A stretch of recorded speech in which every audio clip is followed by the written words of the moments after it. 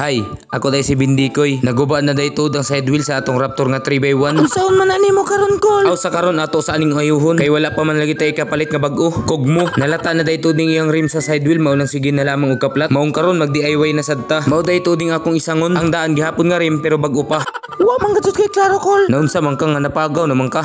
Ako na day tudang gitabas ang mga rayos kay ang rim rami akong gikinahanglan. Ug pagkahuman di ani, gisunod na pudayon na ning isa nga puno nagtaay. Sus, taay ra kan mga joy naghawid. Ug ako na sa dadyon ning gitabas para walay masayang nga oras. Grabe lamang gazud kaabog tungod sa mga taay. Hapit na maatay. Ako na gazud tagtuod baliskad kay aron madali. Ug sa dihang murag natabas na, aho na lang daytud nagtatulak gamit ang kabra. Ato ara tanggal na. Kaso pagsalpak na ako, sus perting luaga man di ay. Nakalimot ko nga dili man day ni sila pareha kadako. Kay ang isa 16, ang isa 16. Pero wa nay problema kay hanapan na natong paagi. Bun-i, maong nilipot ko diri sa likod. Aw kani, mao yatong himong pantapal. Like pa daytud ni sa akong lulo, katong 4 years old pa siya.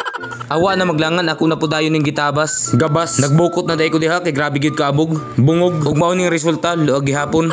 Pero sige lang, ako gihapon ning gi-welding. So wa makabalo, nag-welder sa daytud ko. Mao nang abti ko mo drive. Ako lang ning gitansya-tansya kay para dili mahimong kabayo ang atong side wheel. Mao na daytud ning resulta. Wa ko kasabot ug unsay porma. Hala bira, sa dihang naingon aning nagporma, pitik-pitikan dayon na nato dihang welding. Hantod sa malukop ang iyang palibot. Lubot. Tay ra mga agi kol. Bahala na basta lamang siya mapurma. Ug pagkahuman ako welding, ako na pudayon ning grinderan aron maglimpyo gihapon lang tawon. Ug tagbutangan na lang sa dadyon ako guma. Ug wa na ko makabidyo sa pagsangon sa ligid. Mao na dito ding resulta. Mura siyag arang-arang na. Ug pagkahuman ni ani ni sibat na pudayon ko paingon dito sa bukid. Kay nga akong kuya maglitsyon bili daw silag manok. Pagabot na ako, ingon ani na daytud ang akong naabtan. Pasumangil na lamang daytud ko aning patabang-tabang magamay. Ug ako na lang nabutang sa tanglad. Ug gibudburan og asin nga 5 ka kilo. Pampahilo naman siguro ni. Ug amo dadyon ning tagapos kay para di na makabuhi. Basin mo dagan paning panita. Ug wa na sad maglangan amo na dayon ning gitak-ang. Diri ra sa daytud na sa among dirty kitchen. Ug ako na pudayon ng gisugdan og tuyok-tuyok. Aron ingnon nga litson gajud ang dating. Ug jari sa daytud sugbang nga gamay. Pastilan puwa-puwa ra man gajud. Hapit na daytud ding maluto diring dapita. Sakto gajud ni kay gipanggusla na. Ug nagpapuli na po daytud ko kang Kuya Adrian. Kay murag pati akong kamot naluto na.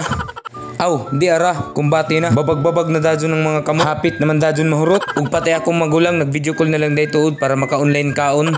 Basta ang tiyan ani busikan na bud ni ba. Isa po day makapaga nagkaon kining magkatapok ang magpamilya. Samot naglami ang sudan. Aw, lamoy-lamoy lagi. Sino-sino ra man gadyong simod kol? Aw, unsa pa? Og diri na lang sa daytaman kay wa na, ti na. Salamat na lang daytud sa paglantaw og thank you for watching. Og syempre, paki-follow na lang sad ug paki-share sa atong video. Bye-bye.